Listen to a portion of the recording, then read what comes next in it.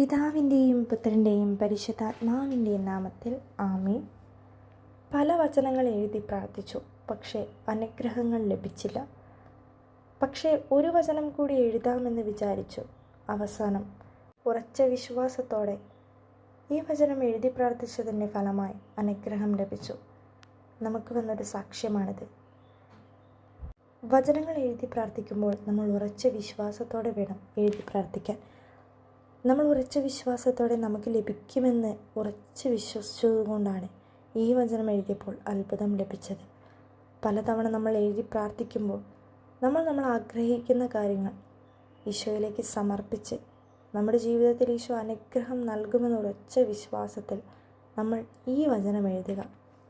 കർത്താവിൽ ആനന്ദിക്കുക, അവിടുന്ന് നിൻ്റെ ആഗ്രഹങ്ങൾ സാധിച്ചു തരും.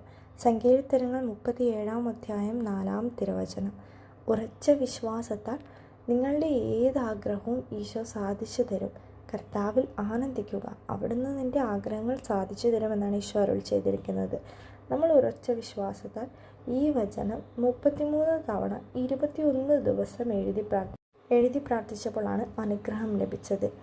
33 തവണ ഓരോ ദിവസവും നിങ്ങളുടെ നിയോഗം സമർപ്പിച്ച് ഒരു നിയോഗം നിങ്ങൾ സമർപ്പിക്കുക. ആ നിയോഗം സാധിക്കാനായി നിങ്ങൾ 21 ദിവസവും 33 തവണ ഈ വചനം എഴുതി പ്രാർത്ഥിക്കുക. ഈശോയുടെ വചനം എഴുതി പ്രാർത്ഥിക്കുന്ന എല്ലാ മക്കളെയും അവിടുന്ന് സമർത്ഥമായി അനുഗ്രഹിക്കും.